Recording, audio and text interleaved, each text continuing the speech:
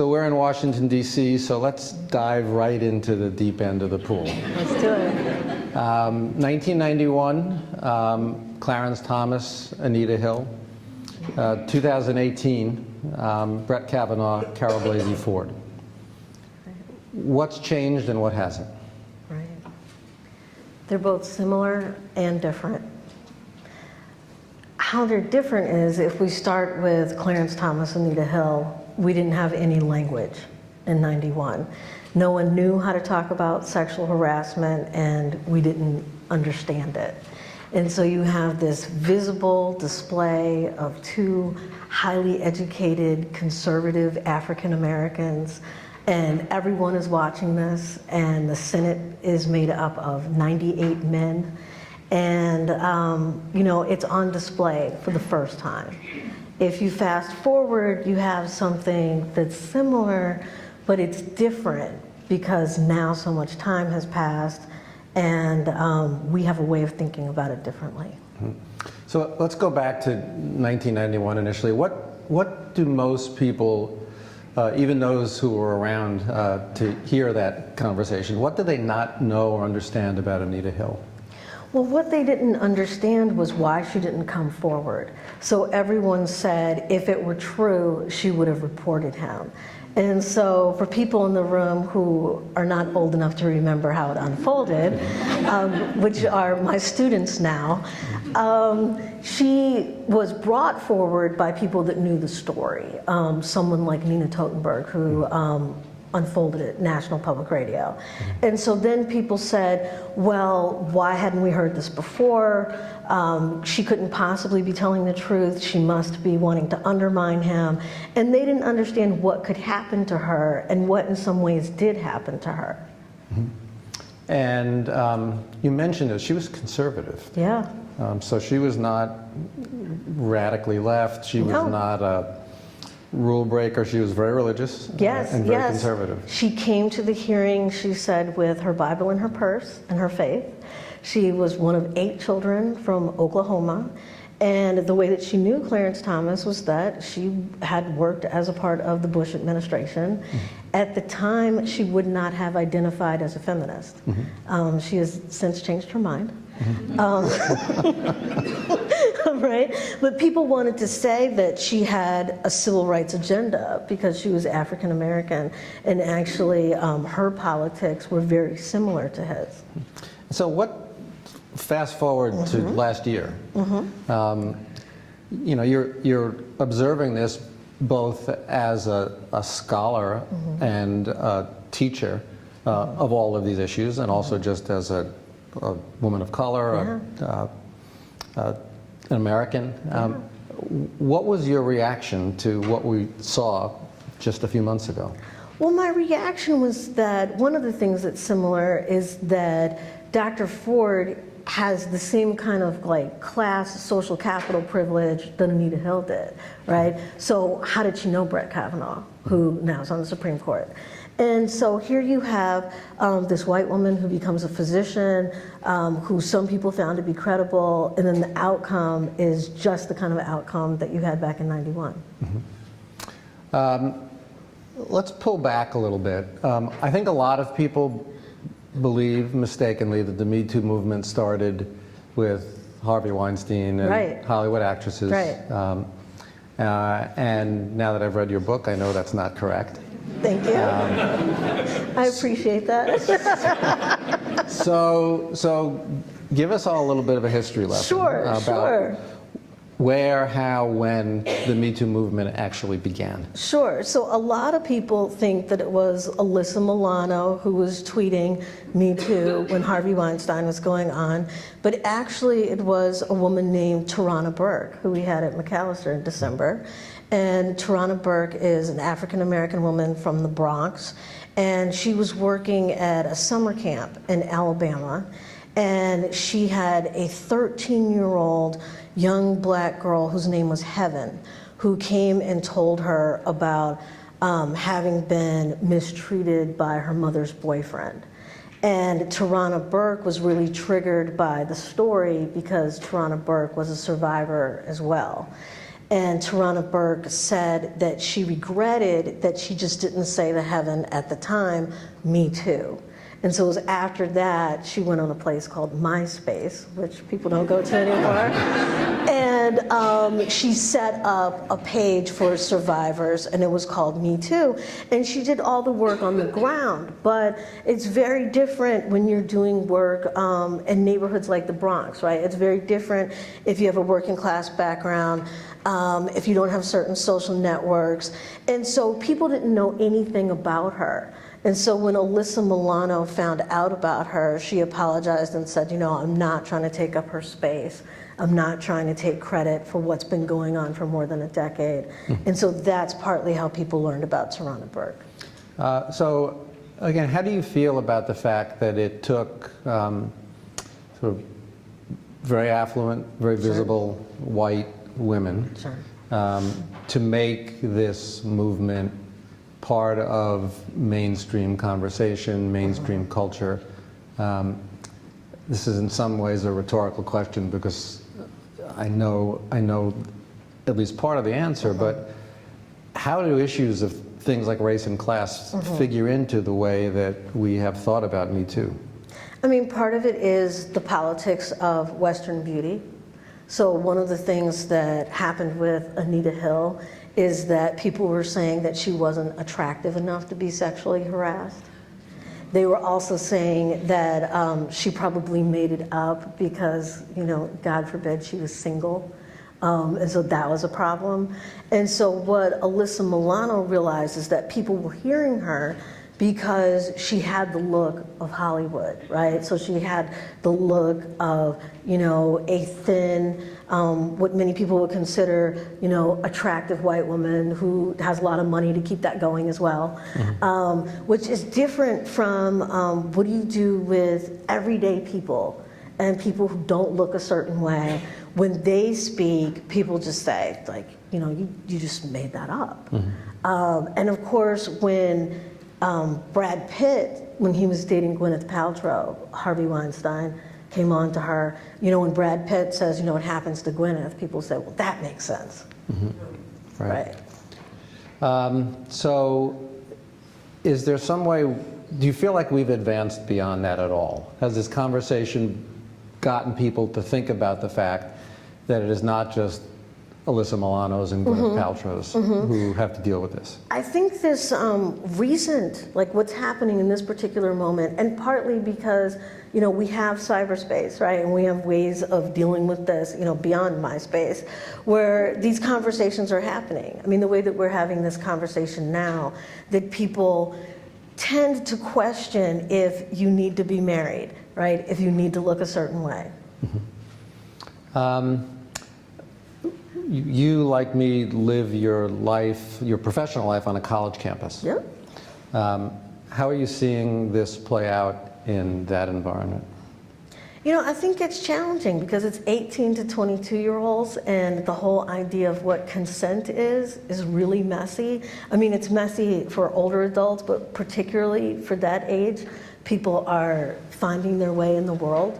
And so I think that it's blurred, right? People don't know what Me Too is for them. Explain what you mean when you say they don't know what it is for them.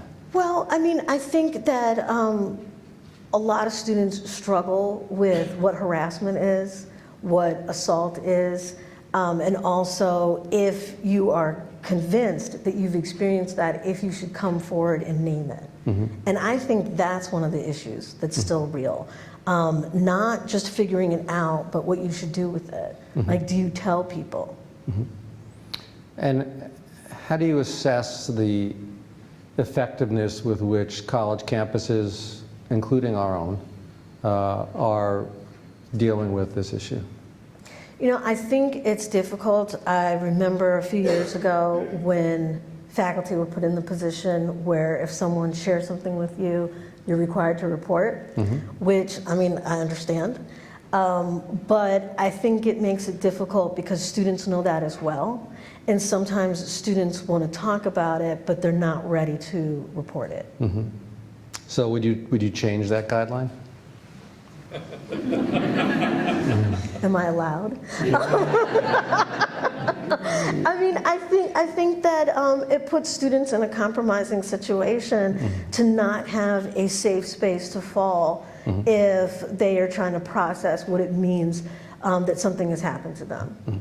But I mean, I also understand the legal implications of keeping something like that private. Right, and for those of you who aren't aware of the current guidelines, there are certain people on campus who are considered privileged listeners. So people in the counseling center, people in the chaplain's office. But for the majority of faculty and staff, if a student tells you about a potential instance of sexual assault or sexual harassment, you are obligated to report it. And as you'd imagine, that has a variety of consequences, intended and unintended. And one of them, and I think this is what you're alluding to, is that it makes students maybe more cautious. Definitely. About speaking openly to people with whom they would otherwise have a very close relationship. Definitely. I mean, in fact, I can say that I hear less of these stories now, but that to me doesn't mean that it's happening less. So here's a great thought experiment for you. Imagine you're Betsy DeVos. Ooh. Picture it. I knew you'd like that. And you are, as they are right now, redoing the Title IX guidelines. Would you change that? I think there needs to be a way that there are more grown-ups that have protected status so that these conversations can happen. And I mean, we are talking about race this evening. Like, the women of color on campus, for the most part, come to me. Partly because I think I've been on campus longer than most of the other women of color. It'll be 25 years in September. And so it would be nice to have them feel like they could talk to me. Right. And you feel as if that's happening less frequently now? I mean, definitely, because they know that if they tell me that something has happened to them, I need to tell someone that they told me that. Right. How do you see the issues of these issues surrounding these issues of race and gender interweaving and playing out on campus? You know, I think that our community groups that we have, right? So the way that students get together extracurricularly, I think in some ways those are still segregated, right? Like, we have affinity groups. And so I think that in terms of, I don't even know if this is the third wave of feminism anymore. I'm so old, I think we're beyond that. Like, the millennial feminists. I still think that the white millennial feminists go off and the women of color go off together. And what are the points of difference? I think the points of difference have to do with if the women of color are with men of color, how they think about the implications of what does it mean if you accuse someone from a certain group. And so that is often the dilemma. I mean, if we bring it back to Anita Hill, Clarence Thomas, there were plenty of Black Americans at the time that said, even if he did it, how can you do this? Right. I mean, this is a Black man who can go to the Supreme Court. Like, you shouldn't say anything. Right. You're also, in addition to being a college professor, an attorney. Well, I have a JD. You do have a JD. I don't practice law because I teach at Macalester College. Right. Are you suggesting we get in the way? No, I love my job. That's a good answer.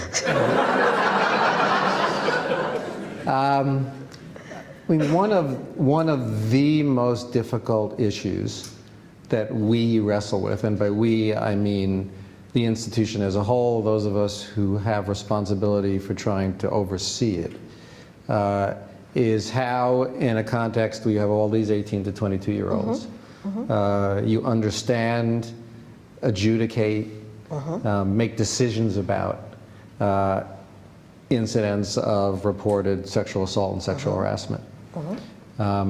We use, right now, the standard of proof we use is preponderance of evidence in those cases. Different standard than would be used in a courtroom. Does that feel right to you? Because this is something I ask myself Right. all the time. I mean, that's difficult. I mean, what's preponderance of evidence? You know, he said, she said, they said, right? Dorm room, Saturday night. It's very difficult. I think in many ways, it's more difficult than how this operates outside of a college campus. And so it's a challenge. So more difficult just because of the proximity, the age, the alcohol, all of those things? I mean, yeah, definitely. And the way the stories are retold, and then if friends are brought into it, and their accounts, but really the age. Right. So what made you decide, in thinking about an issue like this and a whole range of other important and challenging issues, to try to speak to younger children? I mean, the really important work you're doing right now, in addition to other things, is this series of books about issues of race and gender that are aimed at a younger audience than has typically been asked to grapple with these issues. Yeah. So talk a little bit about how that happened, because you started out for most of your career as a pretty traditional scholar. You know, you taught college students, you wrote books for other scholars, and then you've moved into this world where you're trying to speak about the same sorts of complexities but in a different voice to a younger audience. I find that really fascinating. Wow. You know, it came from my classroom experience.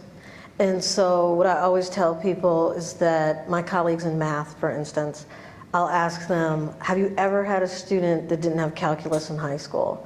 And they say, of course not. Like, they couldn't have gotten to McAllister if they didn't have calculus, or at least pre-calc. And I said, I've never had a student that understood anything about what African Americans were doing during World War II, like ever, right, in 24 years. And so during the drop-ad period, I would spend that entire time trying to get the students to catch up. And sometimes I would lose students because they would think, I don't know if I'm going to be able to manage this. And in an ideal world, I wanted to be able to hit the ground running. And so, of course, the vision is sometime before I retire, I'll have a student that said, I read your work in high school, right? Because, I mean, it's for 6th to 12th graders. But if they could ever show up knowing... That could happen a lot sooner. I mean, let's hope. Let's hope, you know. And so if they could show up just having the basics, it would mean so much. And if they don't have the basics, the way these books work, there are 112 pages, they're written at an 8th grade level, that's one assignment. So if I'm teaching a Tuesday, Thursday, each session is like 90 minutes, I'll say to them, come to class Thursday, we're gonna talk about the book. And then they go through the whole thing, and then they're there. And it makes up for everything that I've been trying to do all these years, just to get them where I need them to be so we can take it to the next level. Right, right. So you're actually using these texts with your students at McAllister? Yeah. Because again, I'm not joking, I did read it. And, thank you. And I found it extraordinarily informative. I mean, I learned a lot, and even though the language is clearly accessible to a younger student, the complexity of the subject matter is all there, and the information is all there. Yeah, because people don't know that sexual harassment came about in 1975 at Cornell University, where a woman made a claim against a faculty member who was in physics, who had worked on this incredibly important project related to like the nuclear bomb, and no one wanted to listen to her. And then it goes to the Supreme Court in '86. And I mean, just the unfolding of that, if you put that in simple language, then people at least have a background. So where do you see us in 10 years on the issue? Let's focus for a moment on Me Too and the issue of sexual assault, sexual harassment. Do you see us on a trajectory that would lead you to be optimistic, or do we seem to be going in circles? I'm optimistic because what is happening in middle schools and high schools. So 20 years ago, you couldn't really have these conversations. Now, high schools will actually, well, they'll have the book in the library, so that's a start. So I can't really say yet if they're using it in the classroom, right? Because this is controversial stuff, so it depends on what kind of high school it is. But I think that 10 years from now, young people will come to college and say, we learned about that. We've had a conversation about that. Is it too soon to know whether schools will use them? Because that's really, in some ways, the most interesting question. Because this is not easy stuff. No. Not in terms of the And accessibility. nothing I do is easy. Right. Well, yeah, I know. So, do you have any indication yet whether schools will be, because schools aren't always willing to do that. Right, right. It is working differently with public schools and private schools. St. Paul public schools have gotten on board somewhat, partly because they know who I am. So I go in and I do workshops and I talk to the leadership. And so they're starting to put some of the things in the curriculum. And then it just depends on the ethos of the school, right? I mean, you have superintendents, you have principals, you have parents, you have the school board. So it's complicated, and some schools don't want you to do the difficult stuff. Have you gotten your first hate mail yet? Oh my gosh, years ago. That I don't started mean in in general. 2015. I don't mean in general. I mean about these books. Yeah, that is what brought the hate mail, is these books. Like, not my scholarship, I think partly because people couldn't read that, right? So my family was like, what are you talking about? But yeah, the first hate mail I got was in 2015, when my first book for young people was about Black Lives Matter. And people were like, we will not stand for this. I said, okay. Right. We were talking earlier about you're a mother, and you have a daughter who is kind of in the demographic for these books. She's in the 9th grade, she's 15. Right. Without trying to get too personal, how do you talk to her about these issues? I mean, what's interesting is the way that she has been educated. And so, I mean, we're fortunate enough that we were able to choose schools that have a curriculum that reflect our values. And so she has known about issues like this for a really long time. And so I feel like she has a vocabulary and a language that I'll stick with my family. My niece, who's 3 years older, I think has less of a vocabulary and a language. And your goal was for lots of young women and young men to have that vocabulary and that language. And I mean, definitely young men. One of the things I write about in the book is, I don't know how many of you all are familiar with Terry Crews, the actor. He used to be a professional football player. And he's a big guy. That's it. He's huge, right? So, I mean, he's at least 6'4", more than 250 pounds. He used to be a professional football player. And he was at a Hollywood party, and a man grabbed him. A very prominent director, producer grabbed him. To intimidate and bully him, which is the thing that Terry was able to unpack. He was like, oh, this isn't completely about sex, this is about control. And he wanted to come forward because he said no one would ever think anyone who looked like me that this could happen to them. How do you feel about the question of men who are accused and in some cases proven to be guilty of sexual harassment and maybe even sexual assault?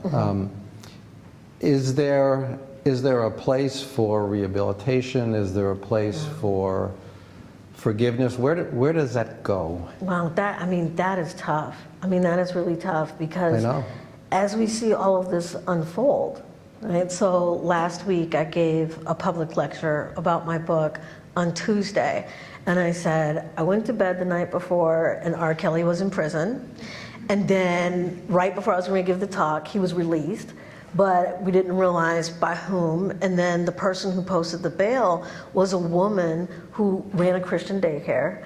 And so there's so many people that think, he can heal. I don't know how I feel about that. Actually, I do know how I feel about that. I think you do know how you feel about that. That's an extreme case, obviously. Yeah, I mean, that's extreme. That's extreme, and I mean, and that's not a 19-year-old in the dorm who, you know, is finding their way in the world, who had too much to drink. I mean, he's a predator with decades of, you know, just crimes. Right, right. And what's the next project for you? Wow. What's the next step in the path for Duchess Harris? Wow. I'm going to continue to write these books. And what are the topics that you haven't yet addressed that you really want to address? yeah, so we just figured that out. So I met with my publishers and we sit down and we conceptualize and map it out. And I'm going to do race and law. And there'll be 6 of them, and they will be divided into public policy issues. So there'll be one on housing, one on education, like that. And it will help people think about how law really is informed by race. And it's funny, when you go to law school, they say that, you know, justice is blind and Yeah, all that. right. Right, colorblind. Right. And I disagree with that. I'm allowed to because I graduated. Right. Well, I think that's a worthy topic to take on. Yeah, so that's what's next. And just we're going to turn to questions in a moment. Just so you know, we're going to take about 20 minutes for you to ask questions. One of the things that you learn in living in Minnesota, in addition to the fact that the winters suck, is the way all of these issues are so intertwined with one another. And one of the things that a lot of people don't know about Minnesota or think about is that it's one of the states that has the sharpest, most dramatic race-based disparities in the country. And it's really hard to separate issues of incarceration, housing, healthcare, education. I mean, they're all tied together. Right. And at the end of the day, they're all rooted in racism. And so I have always found people in Minnesota, white people in Minnesota, deeply reluctant to have that conversation. Sure. So tell me how Duchess Harris, the faculty member, you have students in your class who are students of color, African American. Everybody. Everybody. How do you get those students to have those conversations? Wow. Well, I open it up and I say, this is what it's going to be, right? So a lot of faculty members are challenged to have trigger warnings. And I say the whole class is a trigger, every single day. So I said, there's no need for me to even put that on there. But then I talk about how we're going to treat each other. And so I say, you're not here to agree with each other or me. If you disagree with me, that might actually be a good time. Like, I enjoy that. But we are going to do this with respect. And so I really can't name, in all the years I've been there, more than 3 times, I think, that a student has behaved in a way that I've said, you know, maybe we're going to roll that back a little bit. Right. And we keep it there because it's usually tough, right? Like, whatever I'm doing usually is tough, and people can get upset. But I remind them, I'm like, you know, it's fine to be upset, but we're going to try to have a constructive dialogue here. And then I explain to them that's the skill set that you need. Like, when you graduate from here, if you can do this, you're going to be okay. Right. Well, and I'm not just saying this because there are all these people watching, but it is, it really is impressive how you teach the hardest stuff. Yeah. Teaching is hard work no matter what you're teaching. Yeah. And to take on the hard stuff, and you know, you've been at Macalester the whole time I've been at Macalester, and you're not one of the faculty members that students complain about. Thank you. Not that there are any of those at all. I'll sleep better tonight. Right. Well, first of all, before I open up, please join me in thanking Dr. Sarah. Thank you.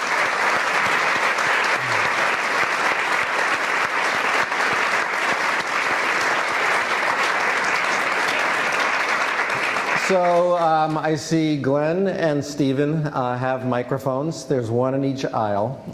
And so now we're going to open it up to questions. We would ask that you use the microphone so that others can hear you, unless you have a really loud voice, in which case you can just shout. So if you have a question, just raise your hand and Glenn or Stephen will find you. Hi, Carla Morris, class of 85. Hi, Hi, Carla. Carla. Good to see you both. Al Franken. I really want to know what you think about the fact that he left the position. And, you know, it was sort of a public outcry, and now we hear people want him to run for president also. But what's your take on what did or did not happen in the public eye, maybe behind the scenes, and what should we be forgiving, and what's his place next? Because he was pretty beloved for at least a time. Right. I mean, he was incredibly beloved, but what was interesting is that the leadership of the Democratic Party did not want to organize around him, and so, you know, he just stepped aside. And I think it's also interesting, we didn't hear a lot from the women. And so I think his choice to step aside helped with the fact that it didn't escalate any more than it did. And I mean, that's just my take on it. Like, I don't have behind the scenes, right? Yeah, it's just if I could. So my son worked for Al Franken for a year, and I've observed this in Minnesota politics since Franken resigned. It really is a kind of encapsulation of all of the complexity and ambivalence around these issues. I mean, you know, there are the R. Kellys, where, all joking aside, I mean, he is just a violent predator. And then there are the Franken cases where, you know, personally my belief is that he should have resigned. But I remember going to an event at the University of Minnesota, maybe 3 or 4 months after he resigned. It was actually Walter Mondale's 90th birthday. Oh, okay.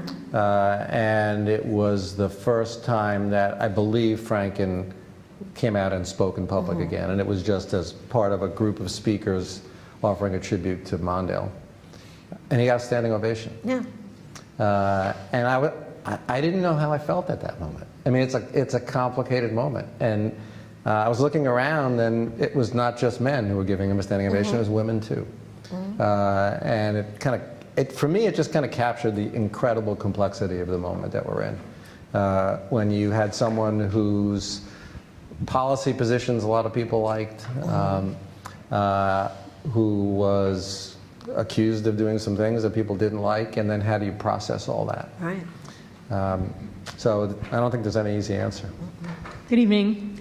My name is Tania Hope Navas. I'm class of 1997. And I live here in Washington, D.C., and I work at Howard University.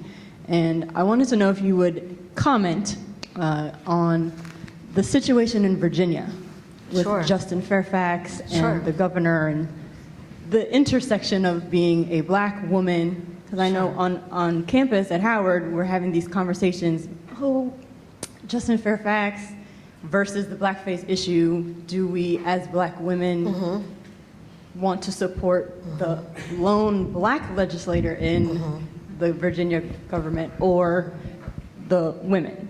Right. You're getting really easy questions. I love it. I love it. I'm prepared for that one, though, because last week the Washington Post called me and said, what do you make of Fairfax saying that he was lynched? And I said, well, you know, he was taught to do that by Clarence Thomas, because that's what he said, that it was a high-tech lynching, right? I said, but, you know, historically that's completely inaccurate, because when black men were lynched, it had nothing to do with black women's bodies. It was about white women's bodies. I was like, so that's off base. The other thing I need to say is one of his accusers is in my professional organization, because she's a college professor in my discipline. So I actually know her, so I feel like I need to say that. And she's African American. You know, people want to say that, you know, once again, she shouldn't be doing this. She actually very involved in the Democratic Party. Would not suit her politically at all. But it goes back to this whole thing about loyalty, right? And so people are like, how could we not have this black man as the lieutenant governor of Virginia? So that's the question they're asking. I would reframe that, of course. So if we were in class, like I would get up and like reframe it, right? But I would reframe that and say, but why should we have a lieutenant governor who has been accused of this kind of assault, which is graphic, that, it was right in the Washington Post, more details than I expected would be printed in a mainstream newspaper. And so I think that that's how we need to think about this. Racial loyalty can only go so far. So when I was in college, The Hunting Ground came out, and definitely, I guess, elevated the platform on sexual assault on campus. But sometimes it feels like the conversation is still circulating on defining consent. Mm-hmm. And I guess my question is, like, how are we actually getting at the root causes? Like, how are we going to actually transform our campuses so that less survivors are experiencing sexual assault? Yeah, great question. I think that one of the things has to do with how traditionally we've just talked to women about these things. That's been the problem, in my opinion. And so it's all about, this is what you need to do so this doesn't happen, which is very different than talking to young men about, if you do this, this is actually a crime. Right, which is different than like a date going badly, which is what people like to say. It was like, well, it's a date that went badly. And it's like, no, actually you committed a crime. And so I think that's one way to start. But a lot of it has to do with how people are educated, right? Like everybody's not trained to do this. And what I do in the classroom is different from what the Title IX officer does. Like that's a totally different thing. Or the people in the counseling center or the chaplain. So it's all about knowledge. So I have been feeling lately with the advent of celebrities who have latched onto the Me Too movement that we're kind of heading in a direction where, and this plays to the earlier point about the position that women of color are often put in terms of picking a side, women, people of color. I feel like we're heading in a direction where the Me Too movement has almost been all lives mattered. And I wonder, based on the conversation today, how do we redirect the conversation to communities that are experiencing sexual assault and sexual harassment at alarmingly high rates, especially in employment, for example, migrant worker women or women who work in positions that have less regulation or working under the table, things like that. Because I feel like they are kind of getting lost in the fanfare of how big Me Too has been. How do we get people to realize it's more than celebrities wearing a certain color at the Oscars and actually direct those resources to people who need them? I love that question because it takes us back to the history of how this unfolded. So this didn't unfold in the 1940s when women were Rosie the Riveter, right? Like this didn't unfold in a pink collar space. This unfolded during the time of the second wave of feminism when white women ended up getting white collar jobs. So if you take it back to the first person who said this, and her name was Carmita Woods, it's at the space of Cornell University, right? And it's like in a physics department. And so it's always going to be, if you think about how capitalism operates, right? People who have the most money are going to get the biggest voice. So it's very difficult. If you're a migrant worker, what if you're undocumented, right? That's the other, there's so many different situations. What if you lose your job and then you're gonna lose your housing or lose your child care? And so that's why it's so intertwined. That's why it has everything to do with class and race. Because, if you're in southern Texas and you're undocumented and someone does something to you, how does that work out for you? So I think it's going to be a journey. Hi, Bryce Slinger, class of 2010, also a Washingtonian these days. You mentioned, you touched a lot on Title IX, and I think it's a fascinating title in terms of the different codes in the United States government. Also, I'm not a lawyer, so just putting that caveat in there. Congratulations. Thank you.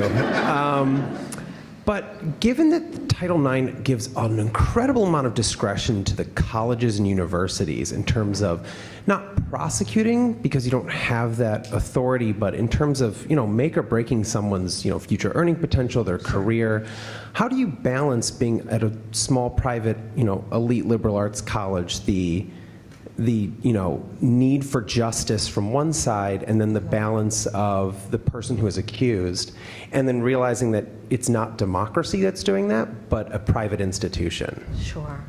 I mean, I actually think Brian is the one to answer that.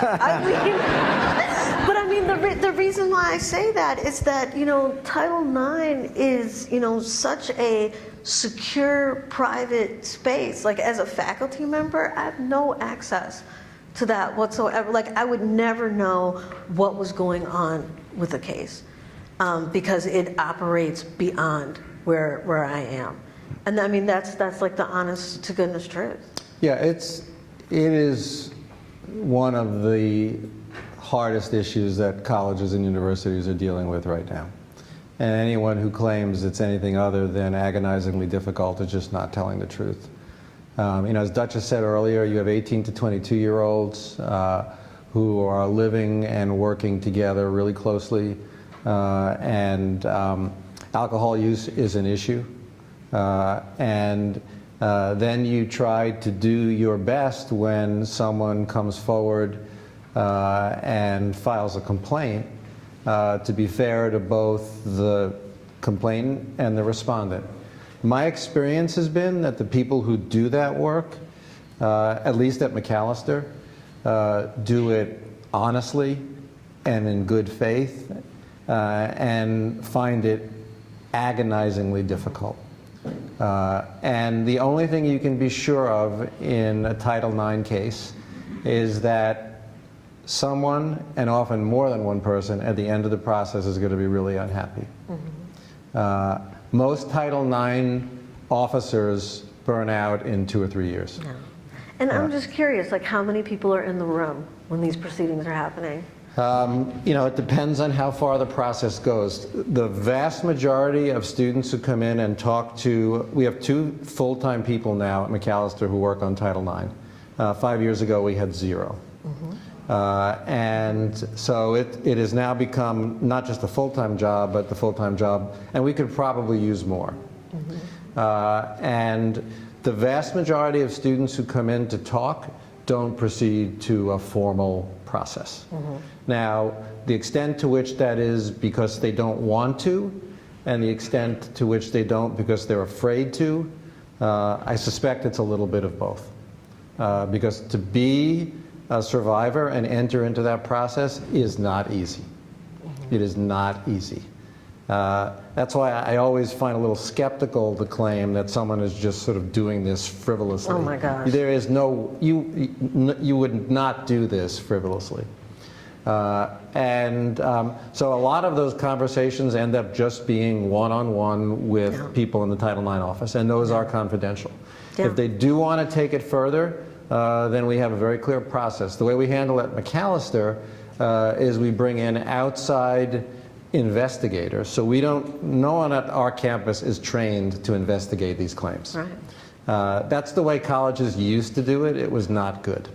You don't want someone, and I'm not joking, you don't want someone whose day job is working in the library investigating a Title IX claim, which is the way colleges used to do it. Mm-hmm. Now we bring in trained people who work either for a law firm or contracted by a law firm who gather the information. But then that information goes to adjudicators who are college employees. They're trained, and they're the ones who have to decide what the outcome of the case is. And the vast majority that we deal with are not sort of cut and dried. And the vast majority don't involve any witnesses. And the other thing about it that's important to know is that the outcome of the case is confidential. Mm-hmm. So often people think we didn't do anything, but that's not because we didn't do anything. It is totally up to the students involved to decide whether they want to talk about what the outcome of the case is. So sometimes students, in fact, think, well, you didn't do anything with that case. That's not true. Right. But we are not allowed legally, and it also would be inappropriate for privacy reasons for us to talk about it. But it is, I have seen the people who have to adjudicate those cases, and they literally can't sleep when they have to deal with those cases. So nice to be here with the MAC community in DC. So thank you to the organizers.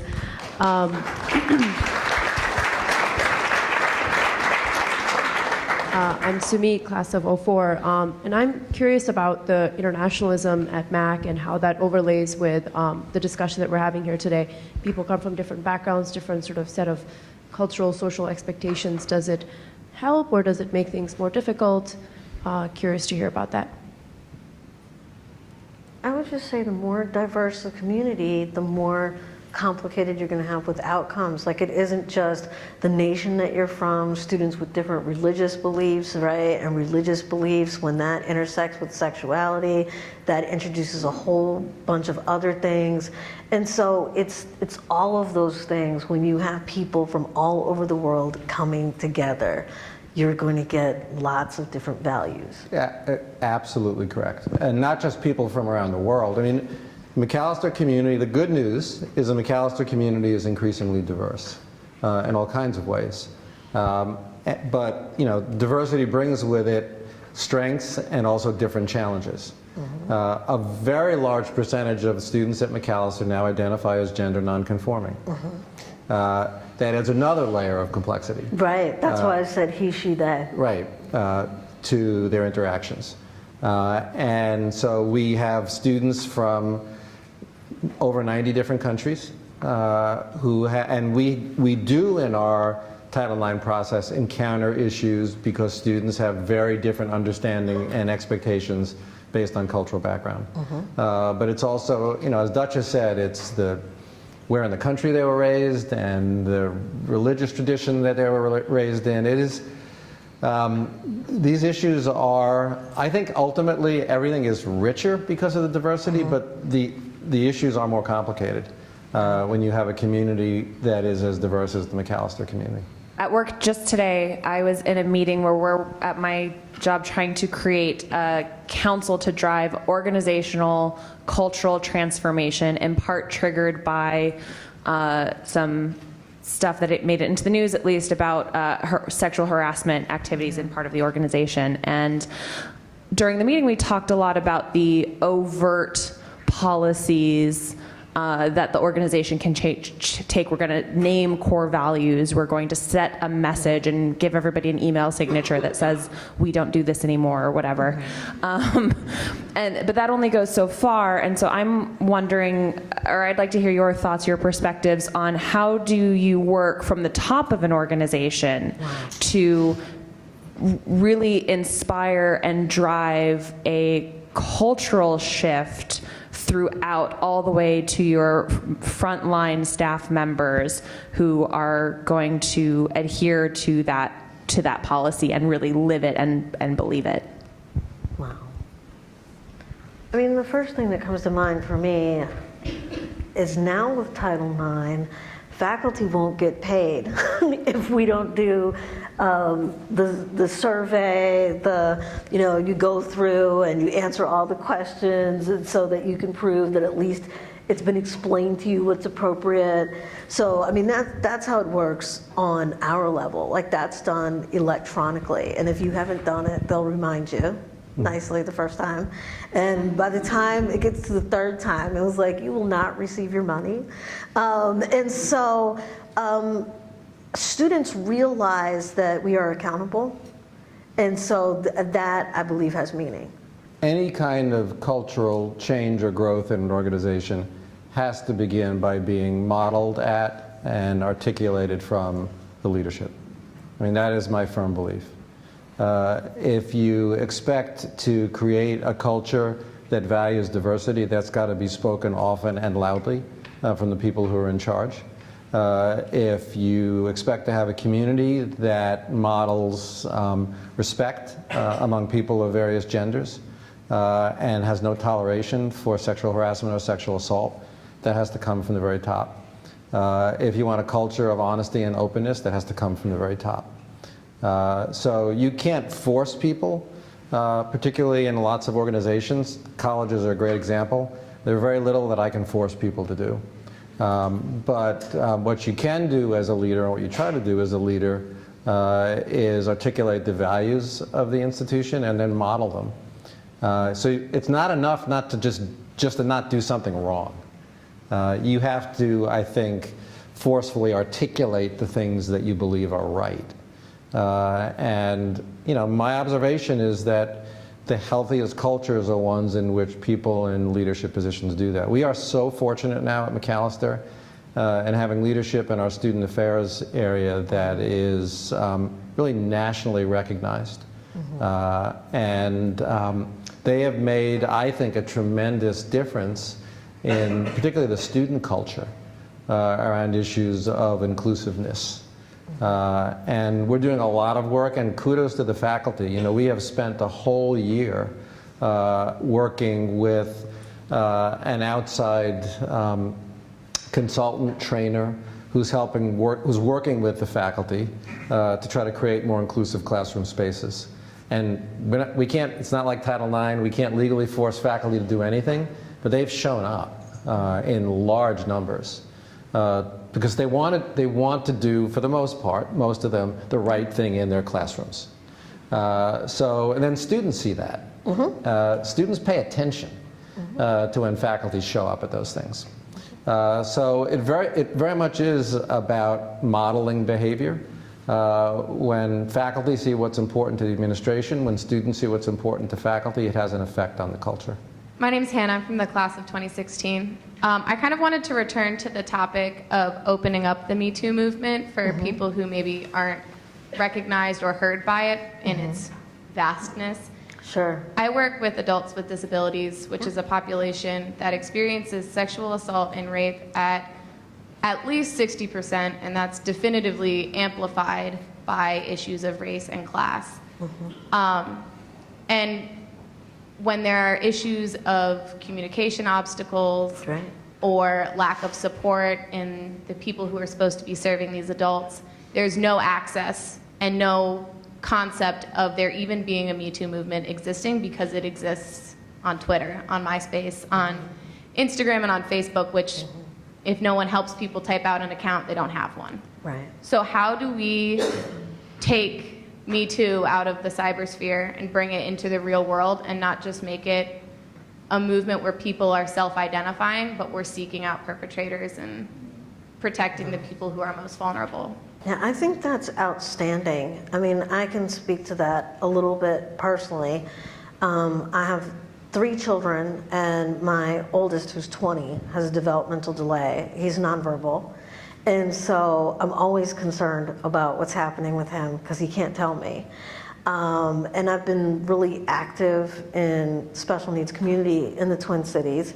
But it's a challenge because people who are advocating for those with special needs, cannot always be there to help people be involved in something like a social movement such as Me Too, right? And so, I think that it's incredibly important. I don't know how we're going to get there. I hope we get there. But to include people who either have disabilities or I know queer people feel silenced in this movement. As Brian said, gender nonconforming. This is challenging because for anyone that knows anything about social movements in America, they are often led with the people who have the most agency, right? That's just how things happen. And so what happens if you don't have that? All I know is you just have to work a lot harder. Thank you. My name is Patricia Turner. Thank you, Dr. Harris, for your Dr. Turner. very thoughtful approach to this difficult topic. So my question has to do with, again, the intersection in the professional world. So there are many fields of work, mine happens to be one of them, where women, and particularly women of color, already seek mentors and seek input from others, helping their careers advance, and they already struggle with that. So if you superimpose on that this Me Too, that gives certain individuals a chance to abdicate their responsibility and say, I'm so worried about being falsely accused that I'm just not going to mentor, or I'm not going to invest time and energy bringing up these young people. So how do you respond to that frustrating refrain that we're hearing perhaps more now than ever, which is, I don't mentor because I'm fearful of being falsely accused? Right. Yeah, I think that is really difficult because depending on what field you were in, there still aren't enough women to mentor you. So I know there was one point I was in a department and I was the only woman in the department. It was just one academic year. But if now people fall back on, well, I would groom her except for, right? Or I would like to take this person on a professional development trip, but what will people say if we sit in the same row on the plane? Or what will people say if we have to stay in the same hotel? Then that means that the young woman doesn't get mentored. Right? And so we need to do better than that and say that there really has to be a way that men can mentor women. And it just starts with just behaving, right? It's not that complicated.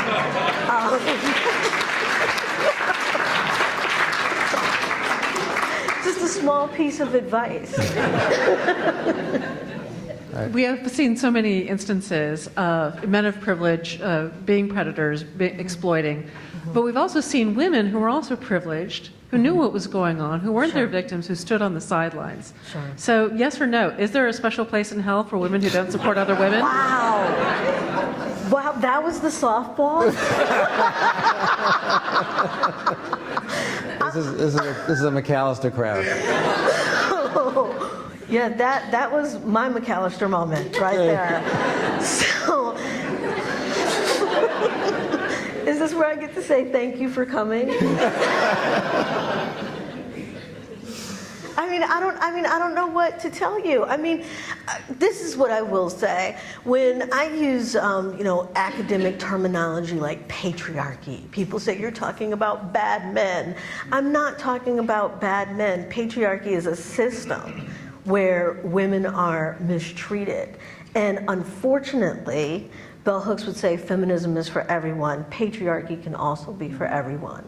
And so women can participate in patriarchy as much, and sadly times I've seen more than men can.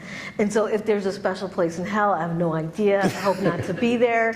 But, maybe we'll find out. First of all, join me again in thanking Duchess.